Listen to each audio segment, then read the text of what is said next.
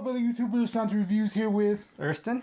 and we just got back from watching Baby Driver, and we're just gonna ruin it right now, so I'm gonna roll it.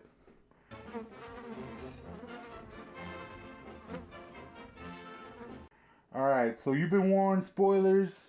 If you don't want to know anything, shut it down, go watch the movie, then come back and comment down below and I'll respond. So talking about Baby Driver, and to me this was like the sleeper movie of the summer because like I was expecting all the Marvel movies, the Alien movie which kind of let me down, and of course Transformers, good God. And you know, this one to me was just like, oh, kind of like, to me it's almost like John Wick, where John Wick we thought, oh, Keanu Reeves in an act as an assassin, and then now look at it. So this one is kind of that sleeper hit like we were talking about. You really didn't want to watch it? Yeah, I mean, it seemed like, okay, oh, it's going to be like a Transporter ripoff or something. Yeah, but then when we found out it had 100% on Rotten Tomatoes, so that's what got me interested in it. And then also, like the director, Edgar Wright, I mean, I've watched Scott Pilgrim versus the World, and I really like that movie. I don't think you've seen it, right? I have not, no. It's on my to-watch list, one of the many films. Alright, so comment at him for not keeping up.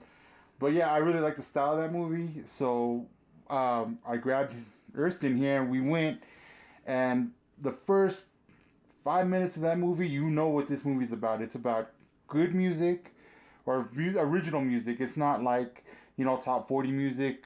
Yeah, not like Guardians in that respect. And it's like club music and like almost dubstep sometimes. Mm-hmm. Some like good reggae. 70s, yeah, some reggae. And action, just the way this guy drives, or in this movie. And there was no CGI that I saw. Did you see any? I didn't really notice any. It seemed all like stuntman type practical effects. Yeah, I think that's what I really liked about this, is that it wasn't like really hardcore CGI, really hardcore. Well, the action was there, but the story was there. Like I always say, if it could be just a one-off story, it could be like what's it called? Don't Breathe, where it was just in one house, but that movie was good. So this is what I liked about this movie, because it was a well-written movie, original, and a lot of action. Yeah, I mean, I'm not gonna say the plot blew me away, but it was fun. It was entertaining. I mean, it stars. Baby is the guy it follows in this movie, and he's it's like an 18 to 24-year-old. You really don't know how old he is. Yeah. And he's just a driver for Doc, who's Kevin Spacey's character, who is like under mastermind, I guess you would say. Yeah, like mastermind planner. Seems to be the source of information for heists. Yeah. Heists, and then he also has crews.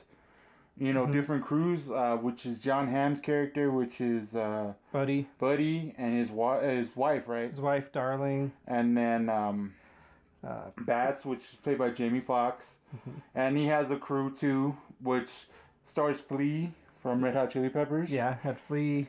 And then somebody else, like, I really don't know who that actor is. And then also John Bernthal. Yeah, but he was only in the movie for like 5 minutes. Yeah, he got pretty high billing for, not being in the movie for very much. But, I mean, he also did a sign-off, basically, where he was like, if you don't hear from me, then I'm dead.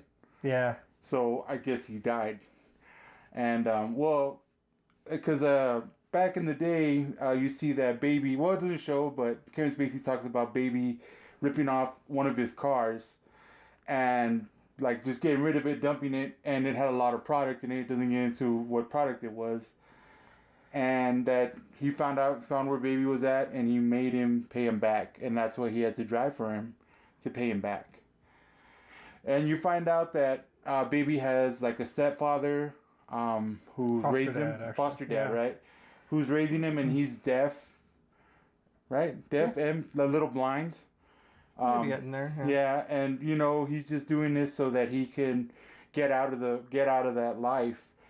So the main focus of the story is you'll never get out clean. Yeah. That's basically this whole movie, because you see him try and do the right thing. You see him try and get out, and it just doesn't work for him. Yeah, You know. Doc says, "We're square, but you're not done." Yeah, and he has a love interest, Deborah. Deborah. She's the waitress at the place that his mom used to work, and she's kind of quirky like he is, and so they get along, and they move really fast, and they really like each other, or all love each other towards the end of the movie. Yeah.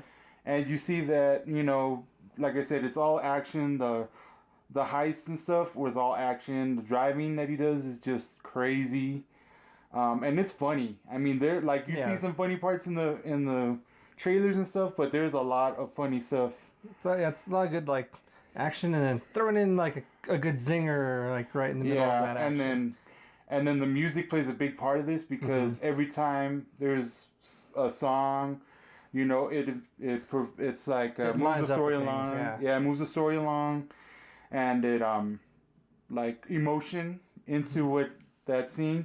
Even things like gunshots lined up with like the beats of the music too. Yeah, that's right. Like, oh, like when Buddy was going to town on the cops. yeah. So okay, so we told you basically the whole story, but the last like 20 minutes of it was just all action because Baby finally gets tired of Bats, because Bats throughout this whole movie all he does is go into places and kill people. I mean, they went to go pick up guns for their last robbery, and he just straight up killed everybody. And because he was pretty sure one of them was a cop. And they were, because Doc has cops on the payroll, and so they were like, yeah, all right, well, let's just keep going on with it. So they kept going, and Baby wanted to leave with Deborah, right? And so he wanted to leave like at 2:00 in the morning a.m. And he was leaving, and they found him, and that he was recording conversations between Doc and everybody, but he was making music because he had what was it, like a ringing in his ear, like tinnitus in his ear, and the only way he drowns that out is with music. That's the whole point of this, which was kind of cool. That's what it brought in all this music. So he would like listen to their conversations and then remix it, I guess, to beats and stuff. Yeah, just on an old school recorder. Yeah, and so that's all they were doing was making that. He was doing that, and they found out about it, so they all got, upset, and they forced Baby to have to do the last robbery heist. Yeah, and it just all goes haywire because they're robbing money orders from the post office. Post office, right? And so they're at the post office, and he goes around the back, and he sees because before that he kind of scoped it out, the layout, of it, and he sees a post office worker, and he waves her off, and then she gets a security guard, and that's when all of them come out, and they just start shooting.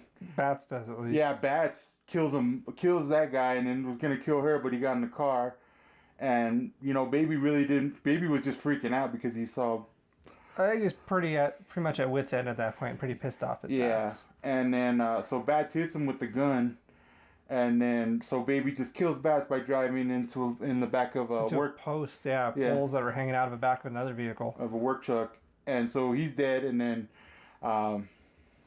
Buddy and his wife are pissed, so they're running away from the cops. It's a shootout throughout the whole city, and every time like Baby went somewhere, Buddy was there with his wife until the shootout with the cops, like you were saying, where the shots came out like the beats, and his wife dies. And this is where it kind of dragged out for me, was that John Hamm's character was living all the way to basically the end. He shot him, he kind of did everything to him, and he was still alive.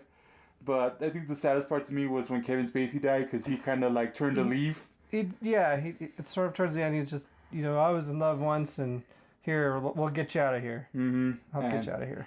And Bats tried to kill cops, and they came back and they shot at Doc, and then Doc was like, "I'll take care of the cops," and that's when Buddy comes out with a cop car and runs him over. And then It's a final showdown between all three of them, Deborah, Baby, and Buddy. And he's like, you took something away from me that I love. I'm going to take something away from you. So he kind of deafened him with both shots. Shots right by the ears. Yeah. Yeah. And then he just, like, I guess he pushes him off the edge of the car balcony or the balcony to land on a car. Yeah, in the parking garage. Mm-hmm. And he blows up. And so Baby's like knocked out and he wakes up to his mom sings. His mom's a singer. And the cops finally catch up with him, and then he just turns himself in. But at the trial, everybody was saying how like nice he was and how he really didn't do anything wrong, but he still got 25 years, but 5 with parole. So at the end, it shows them like a 60s kind of vibe. Yeah, like maybe a 50s, 60s greaser type of thing. And I thought that was kind of cool because it ended on that. And, you know, I really like this movie. I'm probably going to watch it again. You going to watch it again? I'd totally go see it again, especially on a Tuesday. Yeah. We went to AMC. I don't know if this is available everywhere, but where we're at, if you have a Stubs card, it's like $6 on Tuesdays. So this movie came out today and we saw it for $6. Can't beat that. Yeah. So I liked it. I'm going to probably watch it again. I would totally watch it again. Probably drag Barky to it. Yeah. He'd probably dig it. Yeah. So I'm going to sign off. I'm Sub Reviews, and this is Erston. All right. See y'all next time. Thanks, YouTubers.